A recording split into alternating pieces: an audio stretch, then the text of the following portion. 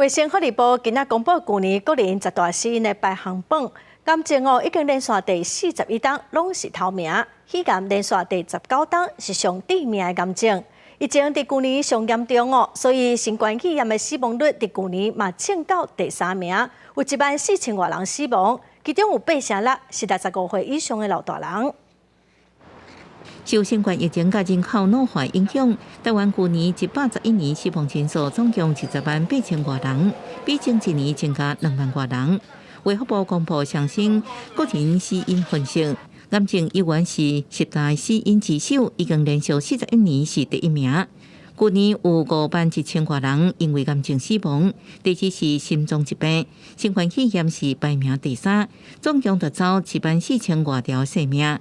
年岁分布是65岁以上较侪，占8成6，死亡年岁中位数是82岁。COVID-19 确实在感染的这个期间，防疫的期间，对于这个高龄者的冲击是最大的，特别是没有完整接种满3剂的这个个案是我们最主要的这个来源。另外，181年癌症死亡人数是51000多人，也比前一年提悬。其中肺癌已经连续19年是10大癌症杀手。第2是肝癌、结肠、直肠甲尻川口癌、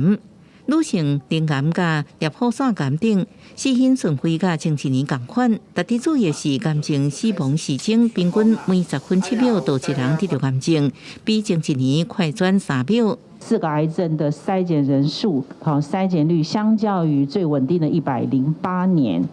我们的这个筛检率大概下降了14%那大概有72万人中断了筛检这个动作。另外，伫自杀部分，每一个年岁自杀率拢比前一年增加，尤其是15到24岁、甲65岁以上自杀率登到疫情进前的水准，所以爱关注少年族群甲年岁较大自杀问题。卫福部分析，可能甲网络使用、亲人相处这问题，也有精神疾病等有关系。记者综合报道。